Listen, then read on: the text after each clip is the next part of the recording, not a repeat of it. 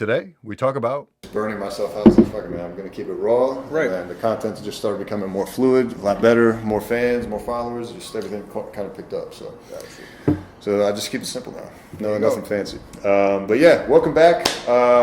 Starting again to forget what episode we're on because now I'm getting backloaded. I want to say this is 31, 30 something. We'll edit that in later. Yeah. But yeah, welcome two new special guests. Introduce yourself, man. What's up, y'all? My name is Marv Glover, stand-up comedian, actor, writer, content creator, person. That's basically it. Happy to be here. Dope. Anhtriet Tran, similar to comedy, just mainly hang out in New York, comedy, writer, work a day job as well, but yeah, just hanging out. Yeah, there you go. Right. And usually how I like to do this is just have you guys kind of give your backdrop of like how you got into comedy, and then we'll just let the conversation go where it does. Right. But yeah, when did you start doing stand-up? I started doing stand-up, what was it, 3 years ago? I think it was like 2016, 2017, something like that. So I was freshman year of college. I was going to school for medicine. No, I was going to school to do pre-med. Okay. I went to school to do pre-med. But at the time, it wasn't really like, this is what I want to do. It was just more of like, okay, this is what makes sense because I don't really know what I want to do. But I was like doing like little sketches and skits and stuff like that on YouTube and social media. Started picking up. I was like, okay, maybe comedy is more so my thing. But at the time, I didn't really want to accept it. So I was bouncing around. I was like trying to rap. That didn't work. I was trying to be a music producer. That didn't work. I tried to manage an artist. That didn't work. I started coaching like high school football. That did not work. I bounced around. That's a lot. Yeah. While still doing the pre-med thing? Yeah, I'm still in school. Oh, shit. Yeah. Still in school doing all this. Mind you, like, this is when I knew pre-med wasn't for me. Because, like, they always told me, like, if you can't pass Orgo, it's basically over for you, right? I couldn't even make it past Gen Chem. I was like, oh, damn. Exactly. Like, it was really, really bad. Yeah, I fell asleep in that final. I still got 100. Yeah, I got blessed like that. I didn't have juice like that. So finally, like, I'm doing the videos, they start picking up, and I'm like, okay, you know what? Comedy is for me, but if I want to do comedy seriously, I can't just do videos. I knew stand-up was like the end-all, be-all. Yeah. So I'm like, okay, let's go do a mic. My first mic was at Greenwich Village Comedy Club, right there on in McDougal. Yeah, there you go. Did it, bombed, of course. It's my first time ever. But at the same time, like, I didn't walk off stage feeling defeated. I was like, okay, no, this is where I'm supposed to be. And then from there, things just started picking up, and here I am now. And you work at McDonald's for a little bit, right? What? Yeah. Oh, yeah. Definitely did work at McDonald's for like 6 months around the time. Because when I realized I wanted to do comedy, I was like, okay, I can do this, but I got to like do it for real, like focus. So I left school because in my mind, I'm like, why get a degree for something that doesn't really contribute to comedy? Started working at McDonald's. That was terrible. But it gave me my first viral video, so that was super dope. Stopped working there, and now just like comedy full time. Gotcha. Yeah. But you said you are still going to school? No, dropped out. Oh, at that time you were. Yeah, I was like in my fall semester of my second year. I was like, nah, after this I'm done. And then that was it. And I was going into finals week and everything. Like, I'm not going back here. So I'm like, just randomly picking on Scantron. I'm like, I'm just trying to get through because once this is it, I'm done. And that was it, man. Gotcha. Yeah. All right. How about you, man? So I started... Burger King? No? No. Started... Really, the first time I did sort of, it was kind of a talent show in my high school. Dope. And I sort of did a medley, and I told everybody it's sort of like a pageant. So it was the mascot was the Sabres, and so it was the Mr. Sabre pageant. And so you had to do, it was similar structure to a beauty pageant where you did a talent, like Q&A, evening wear, and it was kind of a thing our school did. And so for my talent, I did sort of a medley and stuff. I told everybody I was going to read poetry, but it was really more of a stand-up skit. And so I kind of did a silly poem about high school. So that was really it. And I actually won that competition. I actually did that. And I did Michael Jackson dance number. And this was in 2009. Before all that, he was still alive at this point. Yes, so this was just before he passed. And so... And before the documentaries. Before the documentaries. But stuff was known. But it just wasn't, it wasn't in the limelight. And it was still very much in taste to do something like that. Okay. And then, so... Didn't really do it much, but I always grew up talking smack and stuff. And then one day in college, my friend just said, you so much trash, you like make all these dumb jokes, why don't you try stand up? Mm-hmm. And it's just, why don't you roast our friend at this thing? And so I wrote a bunch of roast jokes. They were all terrible. They were way too mean without any punchlines, you know. So it was just straight disrespect. Yeah, just very Like your mother gonna die today. Yeah, That was yes, it. it was actually. I did think I had that one. You look That's at right. No, so then I started. Then my first ever open mic was just before I turned 21, my junior year of college. Mm-hmm. I actually did okay Okay. because it was a more receptive mic, and it wasn't in New York. It was actually in the suburb of Chicago. Oh, it was in New York. Go figure. Yeah, and so there started doing it a lot, maybe 2-3 years. Very much outside of New York. It was always, because I was moving around. Yeah, so what year was this? So this was 2010. 2010, okay. And so did that around the suburb of Chicago. Mm-hmm. Then I moved. I graduated. I did it at college too. I went to Indiana University. Did a lot of stuff there. There was only one club. It was very hard to get stage time there. I was lucky to get up, once every 2 weeks. And then after college, moved to Cincinnati. Again, like another environment not conducive to developing and honing. Mm-hmm. So sort of then at this point I was doing it maybe 3-4 years, and so I kind of lost. And I stopped. I was really focused on moving to New York, and so I finally For stand-up or for some other? No, just for jobs and work in Okay. general. And then so I moved to New York. I was really focused on career, so I kind of just stopped and dropped off stand-up. And I was dating a girl at the time, and I took a pretty big break, and then started back up again, really going hard in New York, like really kind of dusting off the joke book and then the pencil. And so just last fall. And so it's just tough because a lot of times when you're new on the scene, people are like, "Oh, that was surprisingly good for somebody new that I haven't seen before." And then so they're like, "Oh, how long have you been comedy?" And then so I explain it to them, kind of, and it's just hard to say that story in a concise way. So it's Now you can just send them this clip. You can be Like, here's the story.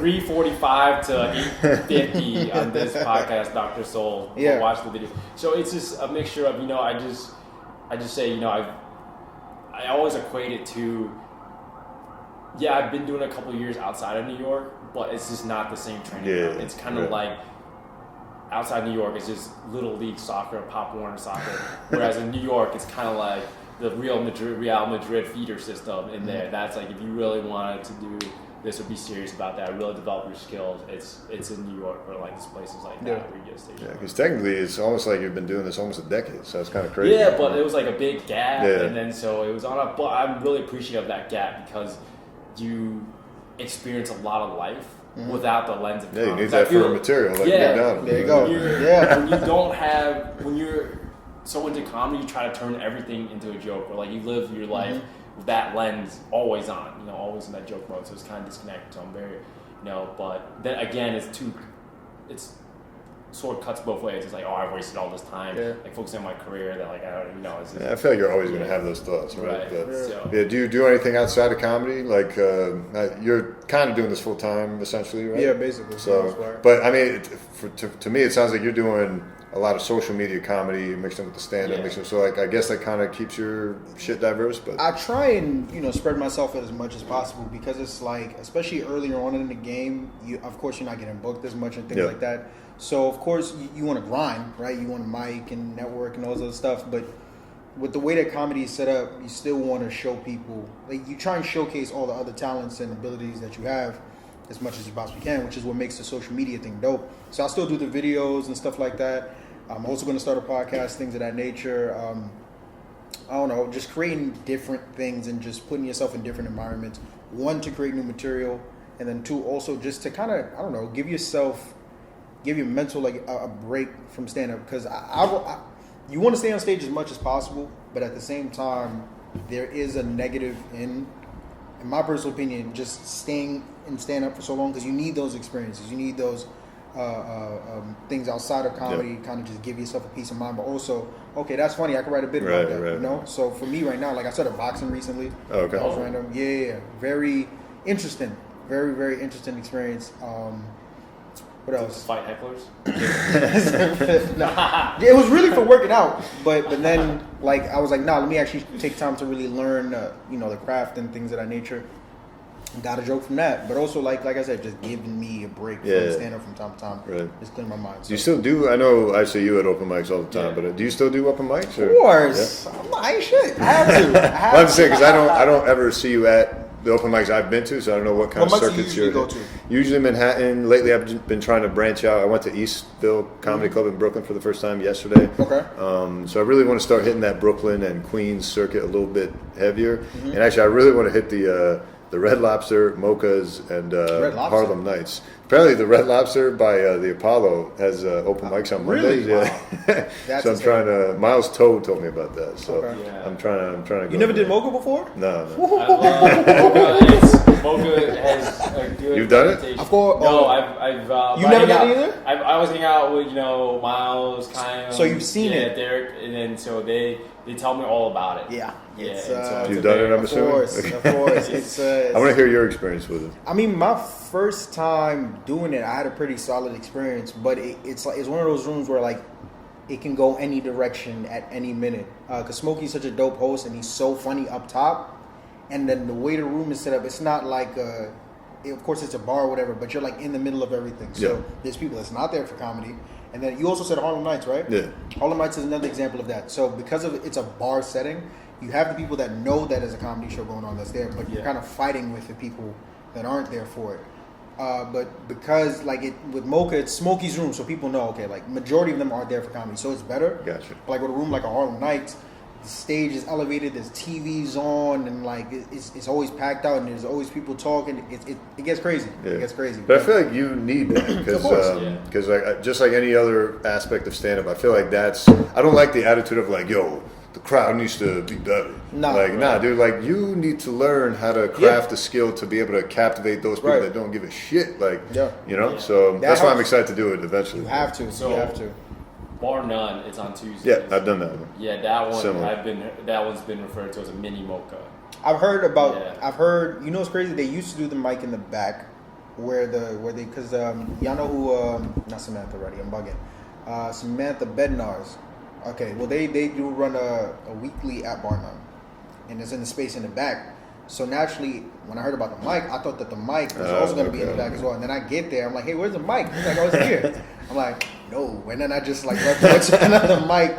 But I've heard it gets rowdy. I actually don't mind that. I love that mic though. It's just because you learn and you hecklers. Not only that, it's just refreshing not to have just the same open micers there on their phone the whole time. That is true. But for me, it's like I don't mind that environment. But if it's like a mic, and like when I go into a mic, I'm going specifically to work out the material that I've written. I don't mind doing shows where it's rowdy and stuff like that, because my mind's like, all right, fuck it, I'm gonna just get up there and work my improv and just see if I could pull something from the crowd. You understand? But like I said, if I'm going to a mic, it's not about that. I actually have material that I want to work out with. So even if it's in front of a bunch of comedians that aren't really paying attention, I need some form of control to get these jokes out, and then do what I got to do. But it is what it is. It is what it is. Do you have a favorite mic? Favorite mic? I used to. You want to know what's a really dope mic? I don't go there anymore, but it still packs out. Y'all know Brooklyn House of Comedy? Haven't heard of that. Brooklyn House? No. Okay. Shout out to my good friend of mine, Joanna Briley. She's like the head runner of that room. Every Wednesday at 6:30, but like it's become such a popular mic now. There are people that camp out from like 4. Wow. Yeah. What? Exactly. So the way the room is set up. Bucket? Yeah. Well, no. So the first 5 people that get there, you go up in order, right? But then after that, it's just a toss-up. And it's like, when I tell you people there from like 6 to like 9:30, 10, it's insane. But when I used to go there, I don't go there anymore. When I used to go there, it was dope. Like, the comedian, everyone listens. Like, and you actually get feedback. And I made some really dope friends from that room, too. I haven't been there in a while. Why'd you stop going? Because it got so crazy to, like, when I used to go there earlier on, and like when I first started, it was still low key. Nobody really knew about it. Okay. So it was still a good amount of people that came through, but I knew I was getting up early at an earlier time versus I'm gonna spend my whole night here. But now, like I said, people came out from like 3 to 4. They have a whole group chat where you got to send a picture to let them know that you like it's crazy. Is it on free mics? It should be, I believe so. Yeah, it is. What day of the week is that? Wednesday. Every Wednesday at 6:30. So yeah. Maybe I'll go to that. After this. Actually, no, I got one other dude coming through after this, after you guys, but maybe another week. The pit is also a good place to do mics as well. The attic. They have we've done the pit, right? Yeah, in the attic, dope. Harry Potter's hidden closet. Now it's the summer. There's no AC there. No. It's. Yeah. Do you have a favorite mic? I don't know. I'm in slightly different opinion than you. I think there's good rooms for certain things. Yes, I think there's some rooms that you can work on material, and I like other rooms to work on crowd work, just stage presence, and just being in a hostile environment like a bar none, you know. And then I want to check out Mocha. But I do like things for different rooms. I love the variety mics. Okay.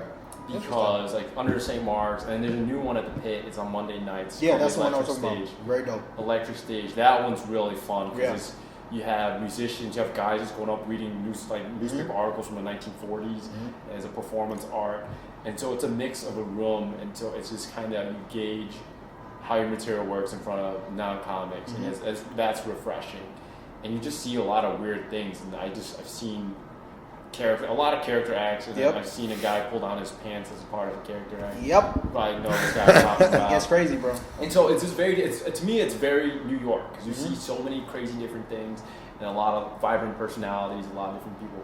But I would say if I had to have a favorite mic, I would say it's just Otto's Jimmy Peoples. That's been one of my favorites. I've heard about that. Sure. That's every... Jimmy Peoples every day, every weekday, Monday through Friday from 3 to 5ish. Oh man, it's dope. It's really fun. I guest hosted it twice, 2-3 weeks ago, and one day I dressed up as Jimmy. And people lost it. Does he have a specific? Yes, he wears dad jeans, a zip-up hoodie, and dad sneakers. Hilarious. Okay. So, actually, New Balances. So I kind of dressed it up in that, and then people were losing it. Like, was he there? No, he wasn't there. That's why it's funny. And so I tried to. So it's very disrespectful during your set. So he'll eat during that. So I specifically bought food to eat during the set, and then run it. It's very fun. It's just I like that because he kind of runs it and he manages the energy very well. Okay. That room. Like a lot of the veterans or the guys that are that are doing clubs still, that still roll through there, he'll put them on first. Guys that have been coming regularly to the mic, guys have been doing well recently. New guys he'll put dead last at the end, and he'll try to break them first. And so it kind of weeds out a lot of people to it. And so that was me for a long time. Okay. So I always go last, but I never the one to complain or anything. It's just kind of. Yeah, people do bitch. Towards the end of the mic, you'll get that classic 3-4 comics that just bitch at Jimmy for being put last. Like, does he say anything about it, or he's kind of just like... No, he just rolls with it. But that's the cool thing about Jimmy and that mic. It's just like, it's a great energy. I feel like it's a great place to try new material because the room is typically pretty packed. I don't know what it's been like lately. The past few times I went, it was kind of dead, actually. But certain days of the week, I feel like it's just kind of hit or miss. But for the most part, at least for a good chunk of the time I was going there, it was pretty packed. Every day, though, golly. And then Phoenix, the one at Phoenix on Fridays. So I heard the host there is amazing. Phoenix, I didn't even know there was, like, if you go on free mics, Phoenix, mics. It's the host is actually me. Oh, okay. Is this new? Did you just start doing it? Yeah, so it used to be Sam Hattis. Okay. And then so I go there a lot. I built so it's run by Lisa Harmon, like all those mics, and I kind of just guest host there. Oh. And so it's just great for networking. And there's not a lot of mics on Friday nights, so a lot. That's what I was about to say. You go on free mics, it's just Laughing Buddha, a couple of them, and then that's it. So I got to check that one out. Yeah, that was good. And I might start hosting another mic on Monday. Okay. Which hasn't been confirmed yet, so I don't want to leak. Dope. So yeah, it's just I love hosting mics because it's just you get to see a lot, and it's a lot of great networking too. Yeah, definitely. And a lot of times I'm not like other New York comedians where immediately I do my set, I'll leave. I'll like stay and hang out a little bit. I try to. Yeah. Unless I have somewhere else to really go. Yeah, I used to think that. Like, I remember my first mic, I saw a comic go up, and they just left right after. And at first, I was like, "Yo, what the fuck is going on? Who's leaving after the show?" I thought it was just like a show, right? And then next thing I know, it's like, "Nah, dude. There's like 18 open mics every day, and people just run to the next mic, and they don't have time for this horse shit, Right. So. What do you think is because I know there's like a unspoken law when it comes to mics where it's like, once you get off stage, if you want to leave, you have to wait after a certain amount of comedians go up. What do y'all think the number? I think it's 2 to 3. That's me.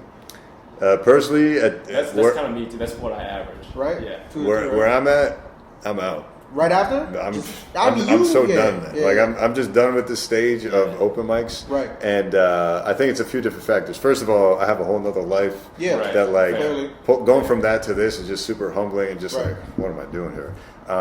So that builds in some bitterness automatically. Secondly, not to toot my own horn, but just in the 6 months that I've been doing stand-up, I've progressed way quicker than I thought I would. Okay, dope. And on top of that, it's like I'm starting to recognize more and more patterns. And as I go to more and more regular shows where I'm actually seeing people either I like or people that are just good that I didn't know about before, starting to pick up more from them. And then when I go back to the open mics, I'm like, oh God, this horrendous attempt after attempt after attempt. And I'm just like getting so burned from it.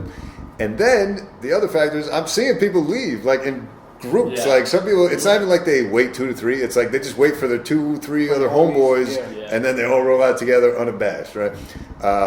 Like the mic yesterday, right? Oh. So at No Fun Bar, Yes. there's a mic, and they specifically go, try to stick around and be supportive for the whole mic, but if you do get up and leave, we'll just boo you.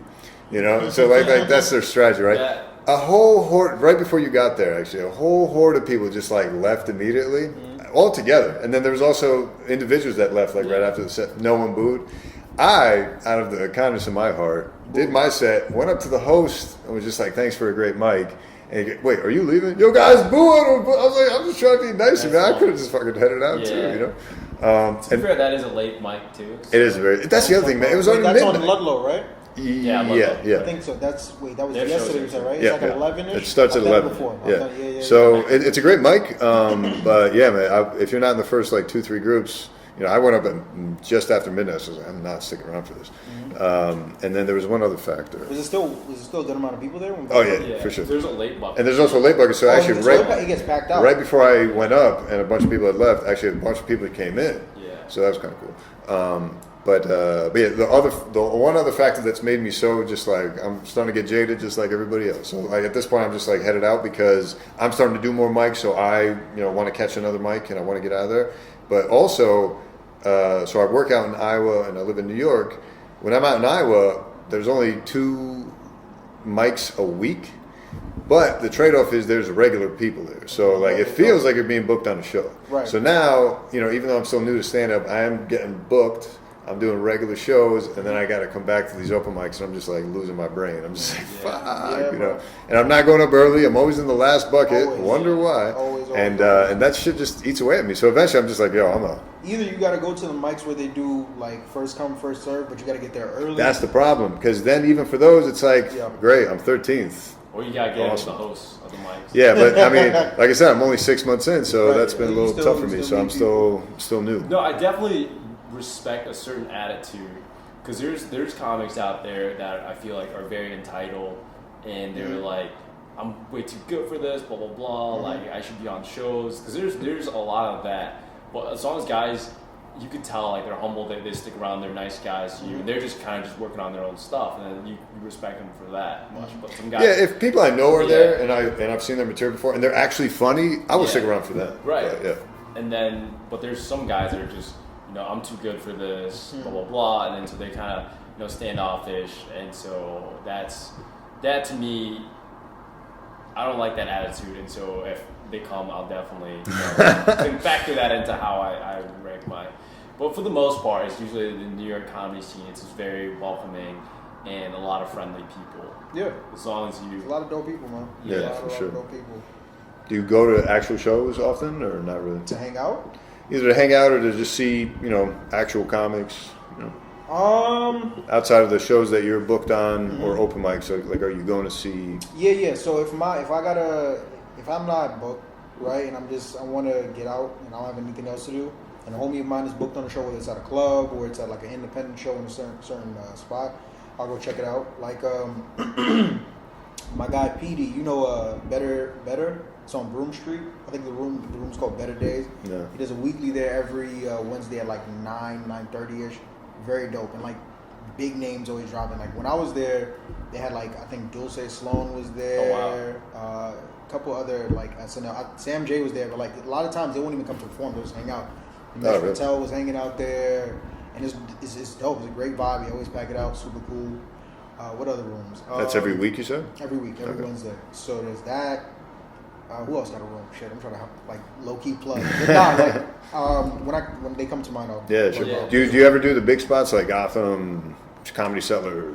I did. Caroline's? I was fortunate enough to do. I did not the Cellar, but I did Fat Black. Oh, okay. So that was very, very. Oh, actually, yeah, I saw that set on Yeah, YouTube. Yeah. that was fun. That was a lot of fun. Gotham I've only done once earlier on, but it was like a bringer, so it doesn't count. Okay. Caroline's once, never did it again. I don't really do clubs like that. Like only club I'm past that right now is Westside Comedy Club, and I do like a spot there like once a month maybe. But there's very great people, very dope shows always, so that's cool. I'm trying to get in New York, but that's a whole different, just politics and stuff like that. And then the Strip, I failed my first audition there, so I don't even.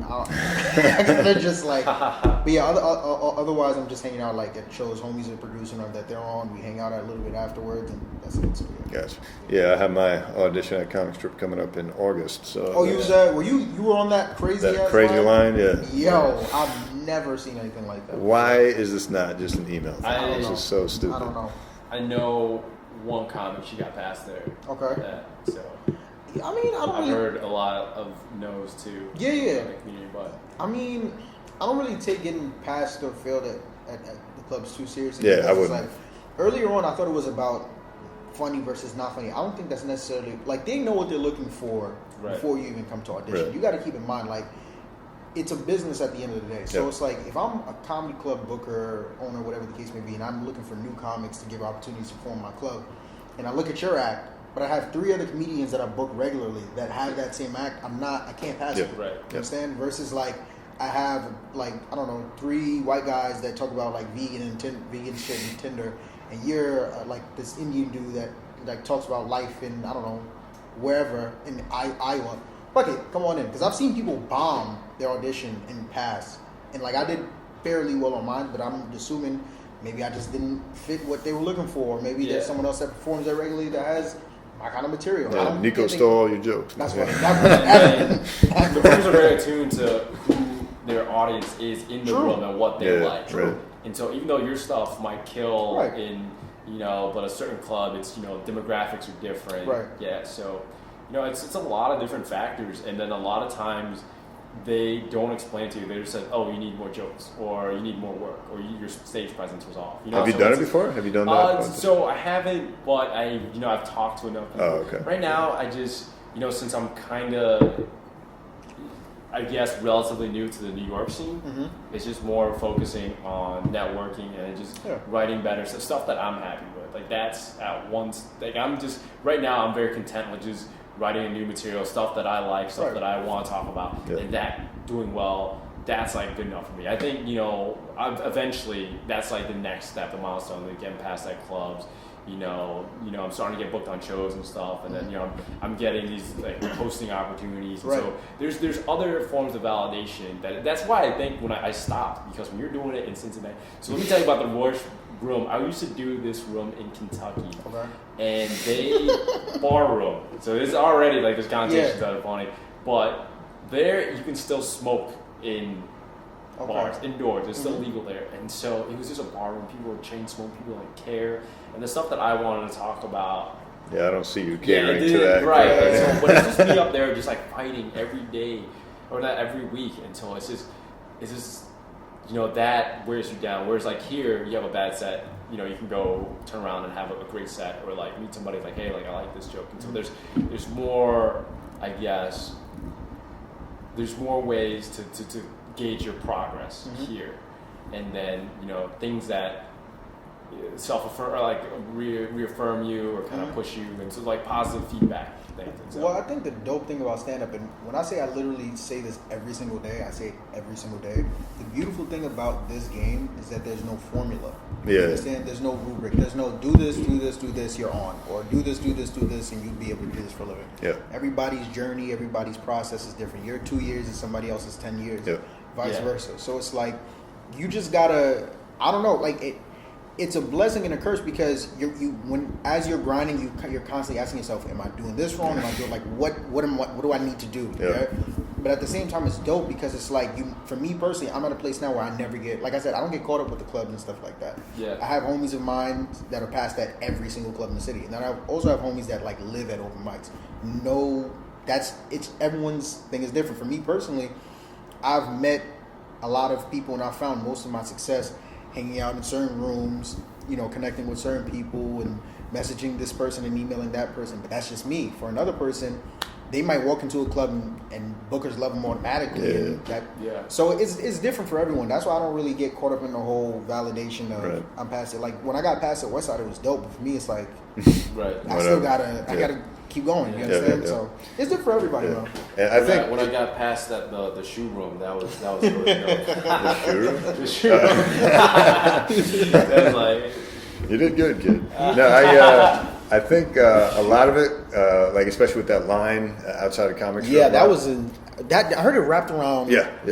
And what I'm noticing too, the more comics I meet and the more acts I see is like there's just so many people doing the same act. Mm-hmm. Like there's very few people that are like recognizable. Even with the past comics, like even when I go to the Comedy Cellar to watch a show, I'll walk off or I'll go home and I'll be like, wow, I had a great time, I laughed, but I can't remember a single joke or I can't like associate a single joke with a certain person. It's just like all this generic stuff that just happened to click right. Right. So to me, the magic comes from being able to brand yourself in a very specific way. So like I feel I'm lucky in that aspect. Is like how many other people are out there doing doctor jokes. Right. Like I feel like I'm blessed at least to have that. Right. And also this look is pretty recognizable. I've noticed from people like, hey, didn't I see that? I was like, that was me. that's good. But yeah, that's what I noticed about the comic strip. I'm like, yeah, clearly a bunch of these people are not going to get passed because they're probably going to be here. The audition folks are probably going to be hearing the same act over and over and over and over. There's only so many dick jokes, dating jokes, vegan marriage jokes, living in New York, food jokes. Know you're in New York. Like there's only so many. Unless you're really good at that, But I'm saying, even if you're really good, like clearly these Comedy Cellar guys, for the most part, and girls are pretty good, if not awesome. And even with them, I'm just like, I don't remember a single. That is because they're not distinguishable, or do you think it's a product of you watching so much comedy? That's probably the majority. Other parts. Yeah, because especially for me as a comic, I'm just like... You hear a lot of stuff, you see a lot of stuff.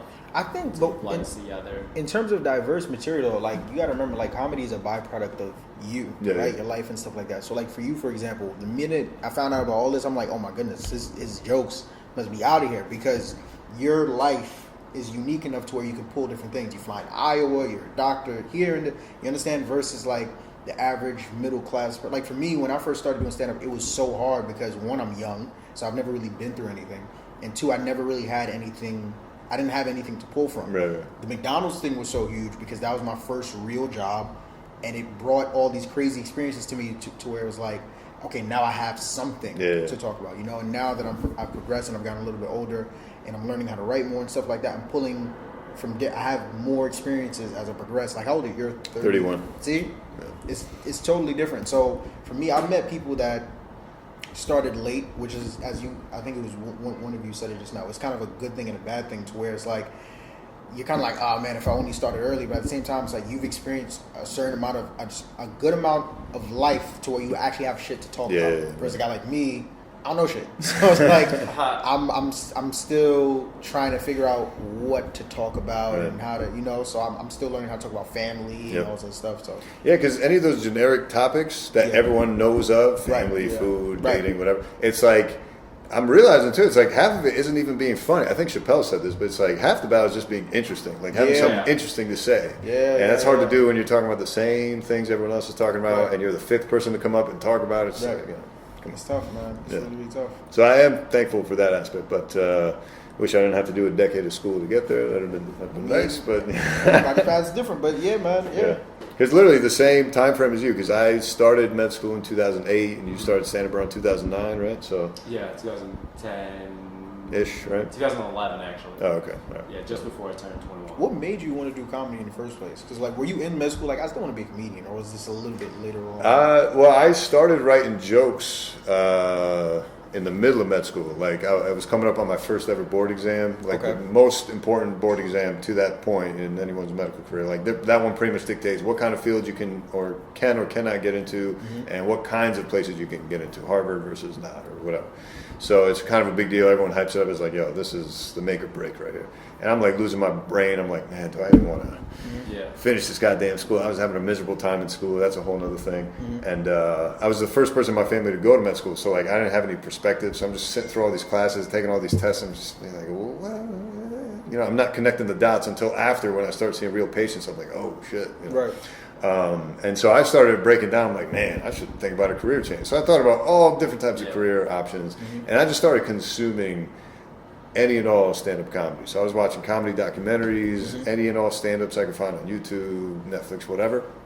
And then, and I'd always been into stand-up, but like I never thought it was something I could do. I never thought it was like, oh, I'm gonna, you know how like some people would be like, oh, I saw this comic do this, and I was like, oh, I think I know what I want to do with my life now. For me, it was just like, oh, I thought it was just like this special gift given to certain human beings that they can be comedians. I didn't realize you just work at it, right? I mean, obviously there's some natural talent to it for sure, but yeah, I wrote like a Gmail draft folder with like 270 some jokes, all bad. But I was doing like the shitty version of joke writing, like amateur as fuck, where like you just write like 3 words and they don't make any sense. You read it the next day, like, what was I even trying to say? I don't even know what this is. So, and then I never got the balls to do an open mic. So I was like, man. And then fast forward, I realized, nah, man, there's nothing else I'm really good at here. I'm just going to stick with this medical thing. Thank God, kind of worked out.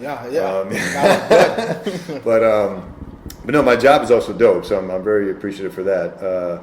But my final board exam was actually this past October. Okay. So once I got that done, the first ever comedy club I'd ever set foot in was in Iowa. Okay. And it just happened to be right around the corner from my hotel. So what was it called? Penguins Comedy Club. Yeah. Dope, okay. Really dope spot. Everyone there was super supportive. They were encouraging, like, yo, you should really, you know, if you want to do this, you should give it a shot. And so I finished my board exam in October, and then November I was like, after that test during October into November, I was like, let me sit down, come up with some 5 minutes, and then never look back. And that was it.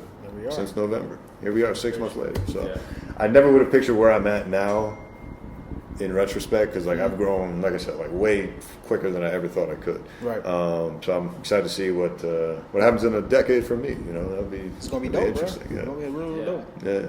But it's also been cool just to, like you said, just homies that you're chilling with, or people that are booked on other shows that you're hanging out with, or people that, you know, you enjoy their act, or they're nice people, they're humble, and they're sticking around and all that. Like, that's been almost as much fun, if not more fun, than anything else. Just like meeting other comics, because outside of that, like, who am I going to hang out with? Other doctors? Just dry, boring, you know, square people, you know? This is really fun. Yeah. What we do, and you know, I'm very thankful every day that I'm okay at it, and that, you know, I have that drive to do it. Right. Do you know what I mean? Yeah. Because so many times you meet people, and especially in New York, like, oh, I work this job.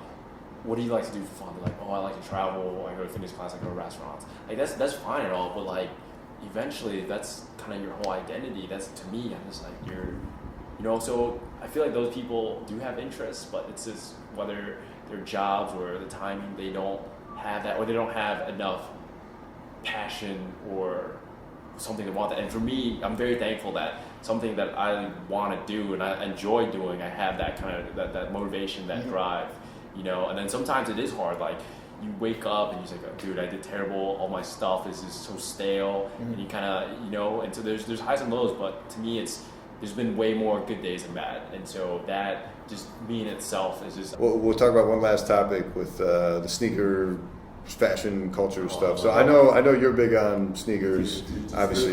This hoodie, I want to plug. This is one of the nicest hoodies I've had. It's a Bianca Shandon hoodie. Okay. It's really nice. Dope. I just saw this because, I'm not gonna lie, this is very hype piece of me. I saw a DJ wear a similar shirt, and I'm like, oh, that's really awesome. I did more research on the brand and stuff, and then it turned out Frank Ocean wore one of these hoodies in the Nike's video. And I'm like, all right, I gotta get one of these. And then I looked up, they're obviously all sold out, and so I had to buy a resale. So this is like one of the most comfortable hoodies. And for like even the resale price point, I think is very, very high quality. I haven't heard of them, but it does look nice. Dude, I'm already sweating, and this is not hoodie weather for me anymore. I can't do it. Dude, it's just sacrifice to look dope. Yeah. You can't feel temperature on video. You can't feel temperature. What's your policies on dress for stand-up? Do you pull out some dope fits? Do you not give a shit? I know a lot of comics will just dress like whatever. A lot, but go ahead. Here's the policy. I mean, depending on the show, I try and always at least wear a jacket. I feel weird about getting on stage with just a shirt and pants or whatever. I feel like the jacket is like, I'm here to perform. I don't know what it is about it, but like I need a jacket. But in terms of just like actually styling, I dress. I'm very bad with fashion. Like I've never bought something and then like a week later thought like, nah, this is still dope. Like I've always ended up hating that. Sneakers, pants, whatever. That's why, like, as you can see, usually it's just all black for me because you really can't go wrong with all black no matter what you do. But need a jacket always. I tried the whole hat thing at first, but then I was just like, because of the style of my stand-up, I'm so animated, I need you to see everything. Okay. Yeah. So I got rid of the hat. I don't like hats too because some situations the lighting it's from above too, and it just darkens your face. Makes it yeah. Well, I know guys do that because they have bad hair, they're bald and stuff. Yeah. I just got rid of it completely. I need you to see everything. What do you think of footwear? Footwear, stick to sneakers, dress shoes. What do you? I've tried to do stand up in dress shoes before. It's uncomfortable, bro. Like I don't know, and I don't even move around on stage like that. But at the same time, when I do move, it's like I feel like I'm paying more attention to that than me actually performing. Gotcha. So I try and rock regular sneakers. Like I said, it depends mainly on the show. So if I'm doing like a college show, I'll do like a Jordan or whatever the case may be. If I'm doing a regular bar show or just a regular show in the city, I'm just bouncing around doing spots, I'll throw in a tennis shoe or like an Air Max or a running shoe, just something casual. Something comfortable. Yeah, but if I'm, if it's more higher upper end or whatever, I'll bust out a button down, look some chinos, nice sneaker, and then that'll be it. Just rocking. Yeah, because I've heard different things about it. You know Lawrence Deloche? Yeah. Yeah, I was talking to him about this on the podcast about, he was saying how he doesn't like to wear hyped items, especially sneakers, on stage because he feels like the crowd is going to focus on that and not him. Okay. But I've noticed, at least in my experience, that most places I go, most people don't really even notice what I'm wearing because they're not really into it like that. Right. Obviously, I've met people like you and others at open mics that are super into sneakers, but for the most part, I haven't noticed that be a thing. But I can't see that happening with sneakers. I can see that happening. I'm glad you brought that up. I can see that happening with shirts. So another thing with me is, regardless of show, I try and stay away from clothing that's too flashy or has words and stuff like that. I did a thing where well that's amazing. That's but I'm talking a whole because I was selling hoodies earlier on and it was a phrase or whatever that I was branding and the phrase was love. No. It was you're mad annoying, right? It was based on this thing that I was doing. So at first I was wearing it to get the word out or whatever, and then I started doing shows with it. And I could literally see people you're mad at what's going on? So I try to stay away from stuff like that. Keep it, if I'm doing anything flashy, it's maybe stripes or a design or something like that, but no words. I try to stay away from words. Right. With sneakers, it's I can't see someone stop are those the pirate words? I can't see that happening. Right. Yeah. What about you? For me, it depends. Open mics, sometimes you gotta flex a little. So you gotta come through. I would wear this at an open mic. Well, I would not wear this at a show because, I feel like it's word and it detracts a little bit. It's a little loud. For shows, I always thought about, I would dress the shows, what I would wear on a first date. Nice but still basic, so it's more welcoming to a lot of different people with background, different style tastes.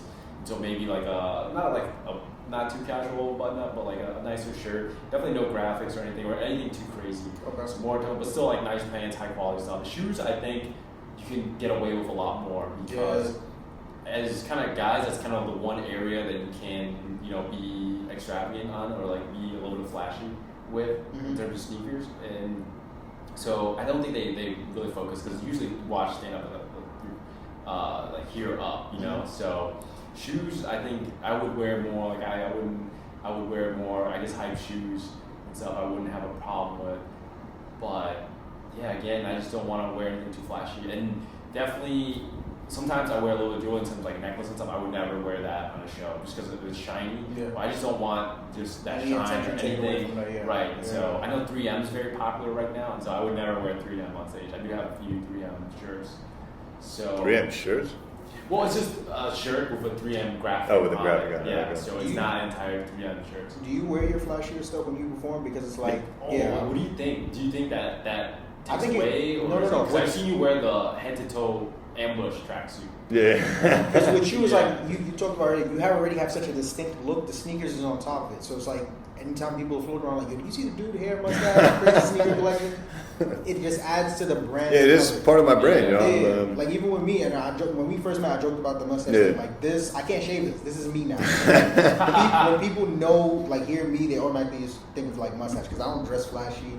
I'm not crazy on stage or anything like that. So it helps me to get my name out there. Right. Crazy enough. Right. So with you, in my mind, like his sneaker collection is so crazy. Also He can more like sophistication.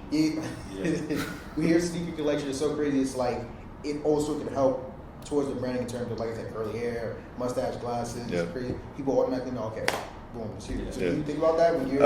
Honestly, I thought about it way less than when Lawrence was the first one to bring it to my attention, and then just asking you guys about it because I don't think about it that hard. Like for me, it's more like I just want to look good, and that's it. Right. And I'm just relying. And in my comedy, I'm not fully there yet. Again, I'm just 6 months in, but my style is definitely more of the animated Jim Carrey, Robin Williams, Dane Cook style of just like having fun, trying to just be goofy, silly, animated, and for that, I feel like just me looking as ridiculous as a lot of my outfits look. Yeah. Super loud, a lot of colors, not a ton of graphics, but like you saw my tracksuit, which is literally like looks like a costume out of Tron. It's just like got piping through the whole thing. The sneakers you obviously saw. Plus, I've spent enough on them. I got to fucking wear them somewhere. Yeah. Right? So. And it is. I think it's a lot to what you're confident in to wear. And then this does happen. You see it a lot, but there's the really sloppy dress guys. The guys with like really old, like ratty, dirty shoes. And then I've had people on here. Look like they're sweaty, right? They look like they're always nasty, and then so that that does. As long as it's not a distraction, I think whatever you wear is okay. But then again, it's It's a distraction to who though? Right? Exactly. It's just everything's so subjective. Because some people don't even pay attention to clothing. They're just like, all right, Right. he's dressed. Right. Like, So it's just unlike the guy who pulled his pants down. Oh yeah, the de facto. Who? Someone pulled their pants down? Yeah, Apparently, I went to a variety show. The guy he pulled down his. Was it a white dude? Obviously. I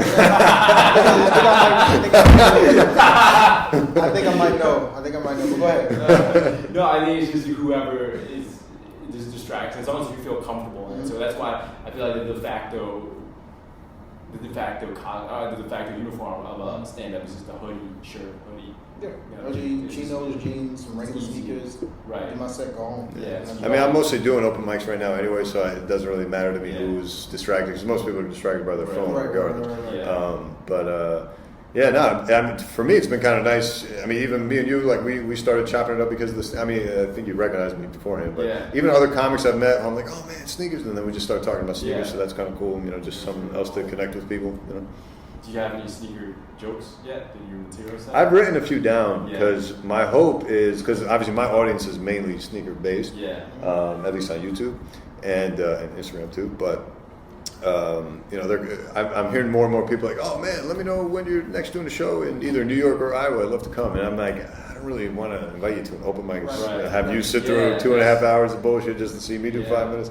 But I'm thinking like when I finally start doing shows consistently, it would be nice like if I have like a core crowd that comes, like have a couple of sneaker jokes in there. So I have like a little subcategory. I'll write like some sneaker jokes, but I don't know that they'll really work that well. But I'm not really too worried about it right now. What I was thinking about actually is for the hardcore sneaker community here, because there is pockets of them. I was thinking maybe I should just throw together my own show and like do it out of a sneaker boutique. And just invite people to that, and then just turn it into more of like an event. Invite some other comics, make that into a thing, So that could maybe work, but we'll see. Yeah, we'll have you guys on. We'll make this happen. Anything else you guys wanted to mention? No, I think that's it. I know You we're good? running up on time. All right. But Why don't you guys plug your stuff? yeah. Where can we find you? Gotta do this again? Yeah. Facebook, @Marv Glover. Instagram, @Marv Glover. Snapchat, @Marv Glover. Twitter, @Marv Glover _. YouTube, @Marv Glover. monthly comedy show. Don't be afraid to laugh. Every second Wednesday of every month at the V Spot Restaurant, 12 St. Mark's Place in Manhattan. It's dope. Doors open 6. Show starts 7. Hosted by me and my guy Mike Logan. Come through to that. Starting a podcast soon. Sports podcast. It's gonna be dope. Oh, okay. You're big on the sports stuff. I love sports. It's gonna be crazy. Sports podcast coming soon. Web series that I do on my, not really a web series, but I do a little series on my Instagram where I rate albums. It's hilarious. Check that out as well. And that's it. You can say what you guys say. Anhtriet Tran on Twitter, Instagram, Treat Yourself, TRIET yourself, Facebook, Anhtriet Tran. Hosts the open mic at Phoenix every Friday starting around 6:15. Also going to start hosting the Lantern mic at 6:30. Just on a bunch of shows. Just DM me something you want to see me. What is? 6:30 to, I think it's 6 to 7. What day? Mondays at the Oh, Lantern. Mondays, got it. So hosting a bunch of stuff. Yeah, and so come hang out. Dope. There you All right. Yeah, thanks for coming, guys, and see you around. Peace. There you Yeah. Nice. 50 minutes. Not bad. Dope, bro. Oh, Kevin told me.